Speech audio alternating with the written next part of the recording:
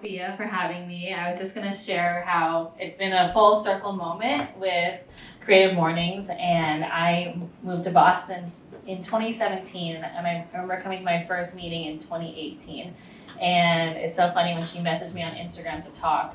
She's like, hey, I just want to circle back on you talking at a Creative Mornings event. I'm like, sure. And I looked back at our last message, it was in 2018. And because I had a baby right after she had asked me, and then pandemic happened, so I'm glad now is the time. So we are going to talk about layers. And as you know from Sophia said, I bake a lot of cake. I decorate lots of cake. I'm the owner of Lizzie's Bakery, which is a home-based bakery that specializes in custom cakes, wedding cakes, and desserts for any occasion. And I can't wait to tell you more about how I built my business and my life. Okay, so how to build a cake and a business. And if you wait till all the way to the end, there might be a sweet treat waiting for you, so don't leave.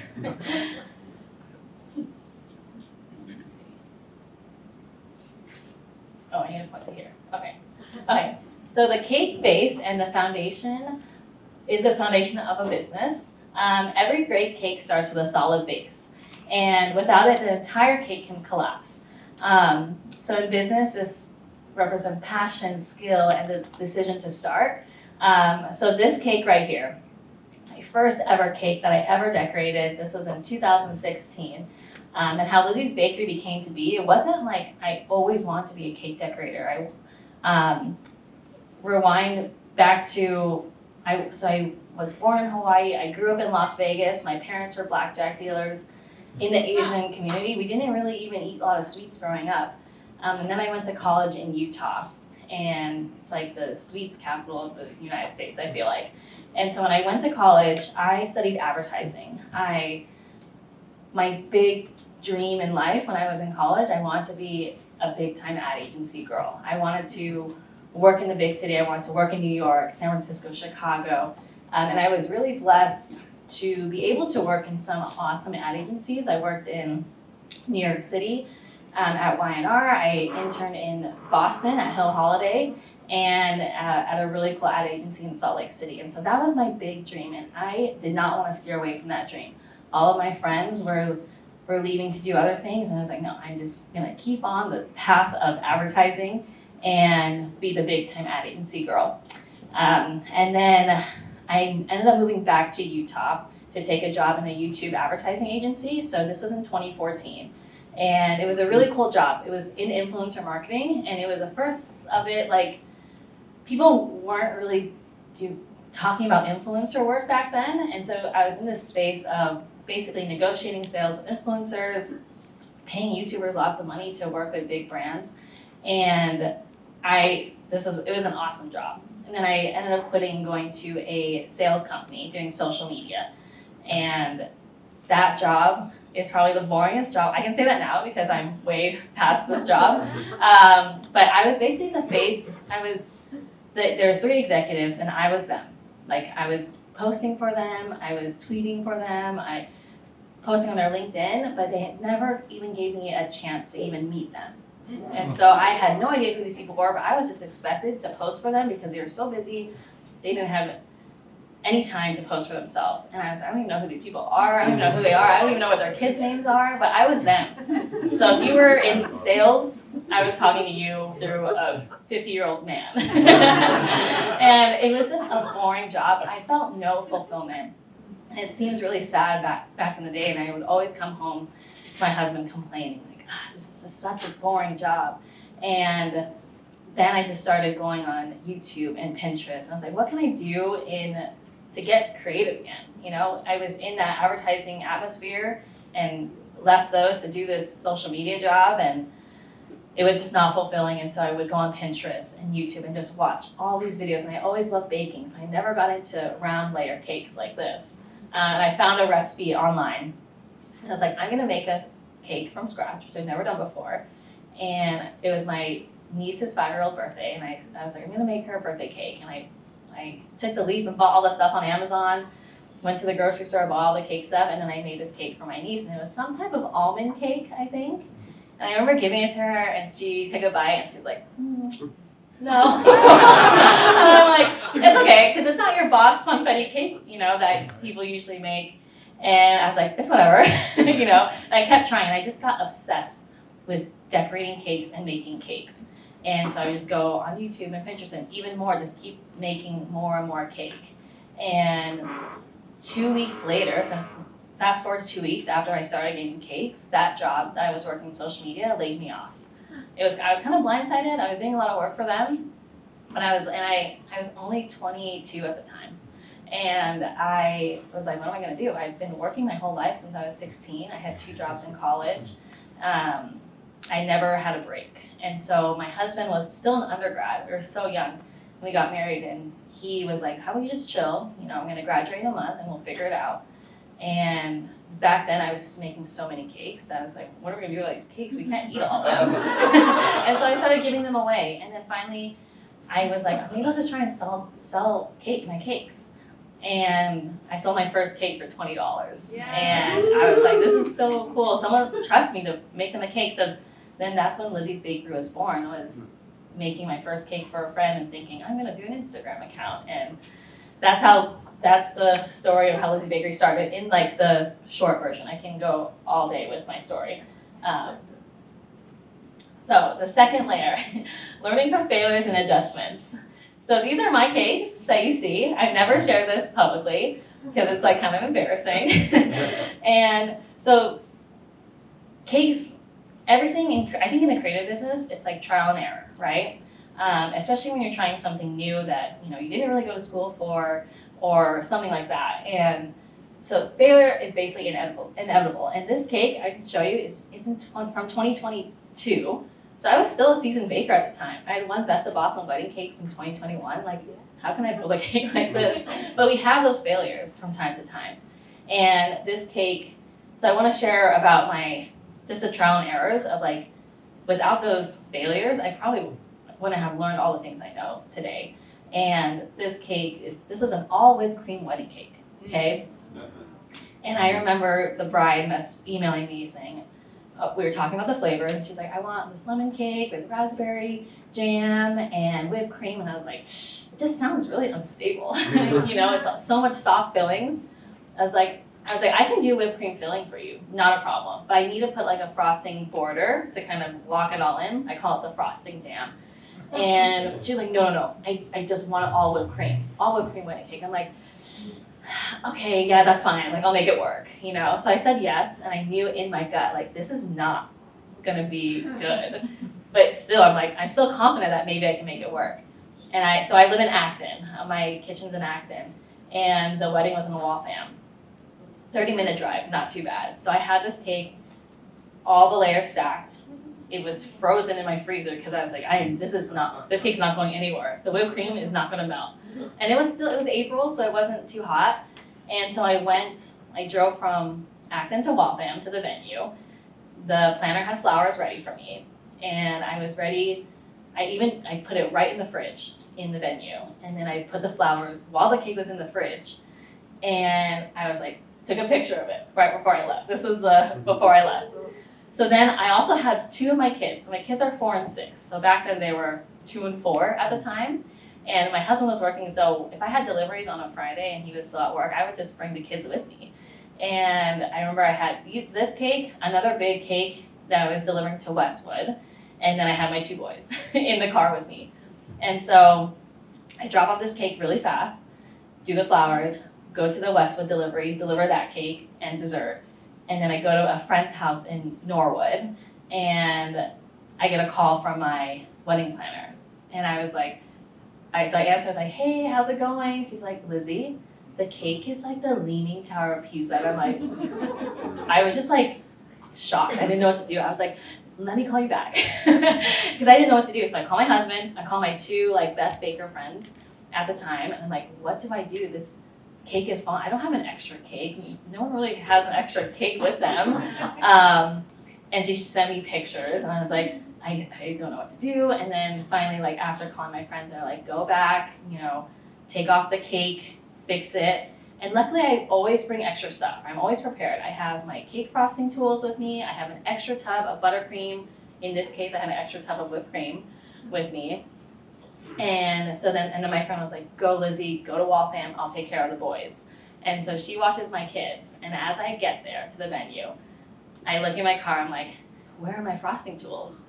And I left them in my kid's diaper bag because they were in a Ziploc bag. And I just put them in my, I didn't know what I was thinking. And I'm like, crap, what am I gonna do? I can't just like use my hands to like lift this cake off this other cake. But luckily I had my tub of whipped cream. Somehow the tub of whipped cream was still in my car. And the chef or the caterer there, I was like, when I got there, plus everyone's watching me. There was like a team of 15 of the catering staff, plus the planner. And I'm like, what do I do? And so I asked the caterer, the manager, I was like, do you have like a spatula I can use to just lift the cake off? And he's like, I have this hamburger spatula. It was a huge hamburger spatula. And I'm like, okay, everyone's staring at me just like trying to fix this cake. And the planner's with me, and luckily we worked together for the past like few years, so she knows me. And so I lift the top tier off, and I have my whipped cream. I just covered the cake that kind of came off on the top. I filled it with more whipped cream, fixed the flowers, and then it was a 2-tiered cake. And I was like, I'm gonna have to refund this couple because they expected a 3-tiered cake. Luckily, the planner somehow saved my butt and like covered for me and was like, we took off the top tier for stability purposes, didn't blame me at all. The bride was super chill and still loved the cake, and actually the top tier they got to take home to like their hotel after, and you know, nothing ever bad happened after that. But this was because I didn't listen to my gut, and I feel like we've had that situation in our businesses where we want the business so bad that we don't listen to our gut, and then things like this happen. And I think throughout the 8 years I've been doing this, there's always been that fail or error or something happened where, and it's always those moments that something bad happened that you'll always remember, you know, just like how you can get a million amazing reviews, but you'll always remember those like 5 bad reviews from clients. And so this is the cake I remember, like, okay, just listen to your gut next time. You know, I'm the baker. I know the best on support. Like, listen to myself and be the person to advocate for yourself to not do that again. So this is my wedding cake fail. And just think about, you know, listen to your gut. That's like my main thing. Okay, so the filling. Sweet spots and growth. The best cakes have delicious fillings, and some of my favorite fillings are my homemade raspberry curd, my espresso mousse, cookie butter, chocolate ganache, all these great fillings. And so with business, you need to find your unique niche, learning what works for you and how to create a brand that stands out. And so this right here is my cake tasting boxes. Every month I offer a 6-pack cake tasting box to whoever wants it. And kind of how I started this was I felt like I was in like a hamster wheel of just making custom cakes, you know, kind of just doing orders after orders, and I felt like I was stuck, you know, creative again. And I think we get that in that situation. We can be in a creative space, but still have those like writer blocks or whatever. And I thought like, well, let's do a cake tasting box. And this was actually till 2022 when I started this, and I wanted this to be easier for wedding clients to have a cake tasting box. And so then as I was making this product and creating it and I was about to market it, I thought like, well, why can't anyone just buy this cake? You know, why can't anyone just buy cake for fun? And that's kind of how the brand of like cake for any occasion kind of started, because I wanted this to be accessible to anyone. And with me being in my home kitchen and doing made to order cakes, only you can order a custom cake for me, and that's how you'll try my cakes. So having this cake tasting box made it so people could just have different flavors every month, and I would change the flavors every month. And I remember when this first launched, if I should have showed my first ever cake slice box, I didn't know how to cut the cake. It was like one long one, one short one, 2 medium-sized ones that just fit in like a brown box. And ever since then, I created, you know, nicer packaging and all the same size slices. And so I knew this was a good product because every time I would put out a monthly tasting box, the same customers would order it. And so the customer retention rate was really strong. And I thought, how can I kind of reward these customers or these people who buy them? They're $50 a box. I haven't changed the price since I started it. And I was like, how do I reward these customers who always buy them? So then I started a subscription model. And now every month, people can get cake mailed to them or they can gift it to them. And it's the people who just want to eat cake for fun. And they'll message me saying like, oh, I can't wait to know what the next flavors are. Because I really don't put out the flavors until the day I actually release these online. And now they sell out in probably less than 24 hours when I put them out. And now that I have a bigger team with me, I can produce more. But really, I only started with maybe 30 boxes a month. And then now last month we sold 75 because we didn't put a cap, but then I got nervous. So tomorrow we'll be announcing March. The first day of the month I announce the flavors, and then that's when they go online. And if you're an email subscriber, those are the ones that get the boxes first, and then whatever's left I post on Instagram. So this has been a really cool thing that stands out, and it's a cool marketing box if I ever want to give it to friends or people I meet that I'm networking with. It's just a really good gift. Okay, so the stacking process, scaling and expansion. Stacking cake layers requires precision, patience, and a sturdy internal support. Growth in business means scaling at the right pace, learning when to add more offerings and when to say no and when to take big leaps. So, as you know, Lizzie's Bakery is in the home. It's always been in the home. If you came into my house, you'd think, how does she live like this? There's 7 freezers in my home, 3 ovens. We turned a coat closet into a double oven, but it just works.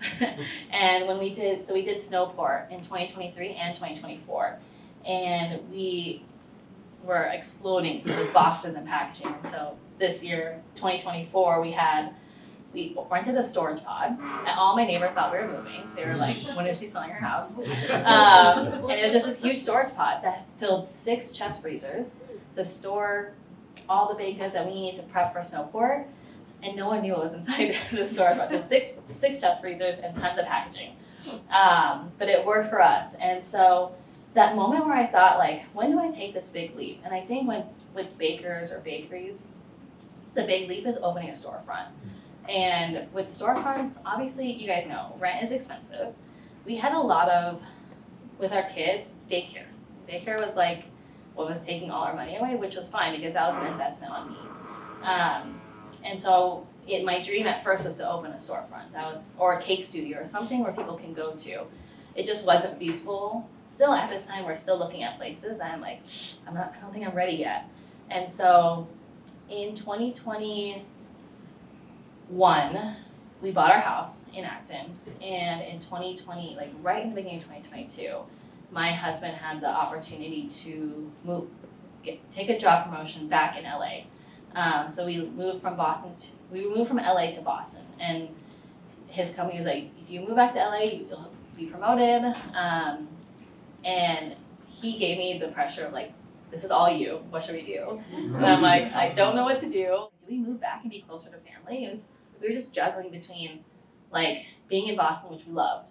Our kid just bought this house, and how does that even work legally? Like, do you even sell it? And so he's like, you decide. So I said, like, no, I just want to stay. I want to stay and see how Lizzie's Bakery grows, because there's been no other community that Lizzie's Bakery has had since being here, and I feel like Boston has been open arms, since I started here. And so he's like, okay, if we're gonna stay, we're gonna have to do something different. You're gonna have to just grow, and let's just go full force in Lizzie's Bakery. It's like, okay, let's do it. So our goals were sign up for a pop-up market. We never done markets. Sign up for Snowport, which is a huge market in the winter, and let's just see how this goes. And so we're like, okay, let's sign up for Seaport Summer Market. That was our first thing. We signed up for all the weekends. And by signing up for the Seaport Summer Market, we were able to network with the people who own Snowport, who basically accept all the vendors. So, because in my wildest dreams, I never thought I could do Snowport in my home, producing all that stuff in 2 months in my home. Because I had other baker friends who have done Snowport the past 2 years, and I'm like, I can never do this. How can I even hire all these people to help me? And so we got into Snowport, and Snowport 2023 was a success. We learned a lot. And then so we decided in 2024 that we'd get a bigger booth. So 2023, small booth, 2024, bigger, which meant bigger investment. And since with Snowport being a success, we were able to financially purchase some assets to help Lizzie's Bakery grow in a different way. So we decided to grow Lizzie's Bakery with mobile retail units. So in the summer, I bought this, I call it the Pink Bakery Shed. And if you've seen it, it's been at the new Lyric Back Bay Plaza in September and October. And I sold cake slices, cake tasting boxes, or you can make your own cake tasting box. And I also had different bakers and artists to pop up in my shop. And this right now is sitting in my driveway. It's a shed, so we have to call a shed moving company to move it. And it costs $1,200 to move it back and forth. So it's really, it has to stay in a place that's worth it at least for 2 months. If not, it can't just go to one thing for a weekend and then come back. It's not worth it. But we also rented it out to another baker for Valentine's. So that was like our goal, was that we'll take this, we'll buy this bakery shed, and we'll let others rent it too, other creatives, other people who want to do a pop-up. And if they want to pay for the move and for the rent of it, great. So we just rented out to someone for Valentine's on the Greenway. And so we just got that back. And now our goal is to find, we want to keep it close to our hometown, so Acton, Concord, Maynard. We want to put it somewhere near us next, because there's no bakeries near our house. And then this is the bakery horse trailer. Whenever I need to put a picture, because whenever I say a horse trailer, they're like, wait, you have a bakery and horses? Like, no. I just have a bakery trailer that was a horse trailer. But we purchased this in October. I was on Instagram, I was scrolling, and this bakery in Western Mass is getting rid of it. They were selling it. And we got a really good deal, and it's already outfitted to be a bakery, or like to sell baked goods. We can't bake from it, but it came with 2 mini fridges, all the things to sell your baked goods. And this is on wheels, so we can take this. We put a hitch on our Toyota. We still have a German. We still need to practice because Snowport was busy, but we're learning. And it's tiny, but it's perfect for what we want to do with it. But this can go anywhere. This can go to the random farmers market in Acton on a Sunday. This could go to a 4th of July festival, in Framingham or something. So that was our deal. Like, we wanted to make this accessible. More accessible than the Pink Bakery Shed. The Pink Bakery Shed is like permanent, kind of semi-pop-up. The horse trailer will be kind of anywhere, and we want to reach out to corporate clients to like pop up in the summer if someone wants a cupcake, So that's kind of how we're growing Lizzie's Bakery and scaling, but it wasn't always easy. We had to say no to a lot of things, and right now we're looking at storefronts, and there's some good ones, and we just decided like no, not yet. Not yet. So who knows in the next year or two where we'll be.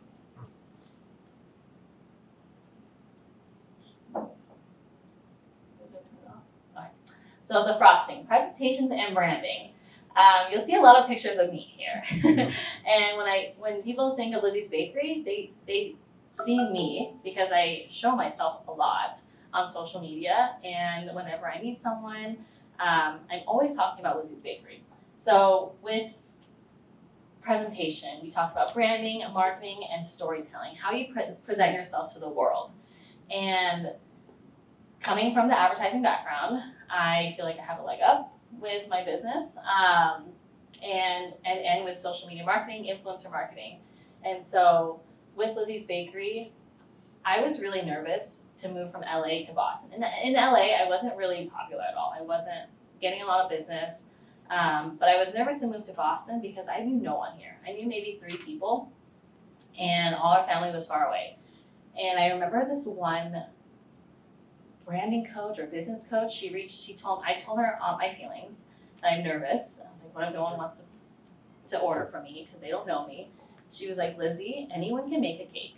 Anyone can bake a cake, but they want a cake because you made it. And I was like, okay, cool. That gave me a little confidence. And then my first ever clients that found me, I don't even know, I think they found me through hashtags or something, but I wasn't known yet. And I remember the client asked her boyfriend, like, can you buy me a Lizzie cake? And I was like, oh, this is cool. I never heard that before, like a Lizzie cake. And so that's when I knew, like, okay, they want a cake made by me. And ever since then, I always try to show up on social media. And this is what I give advice to any business that's kind of struggles with social media, is just show up. And it doesn't mean posting every day on your main Instagram feed or main TikTok feed. Show up every day on your Instagram stories. Just like, hey, this is what I'm doing today. Just a checklist of stuff. At least showing people like, hey, I'm here, I'm alive. Don't forget about me, you know? And the main thing with, you know, branding, we always say, my husband and I, we always say, you're always trying to, your life is your brand, you know? And wherever you go, whoever you meet, always keep that to mind, because you never know who you'll meet, and you always want to show to people that, you know, this is who I am, and you want to show yourself in a way that's professional and kind. And and with marketing, I always say, like, the best thing is to stay top of mind. I'm always telling people about Lizzie's Bakery, and sometimes maybe I might be annoying, but even if I'm in an Uber, oh, hey, what do you do? Like, oh, I make cakes, you know. And just always talking about your business, like, brag about your business, because, you know, you want to get your name out there. And I just love, like, telling people, like, people want to know you because you made that cake, or you painted that art, or you did that. So show yourself more on social media. People want to know who you are.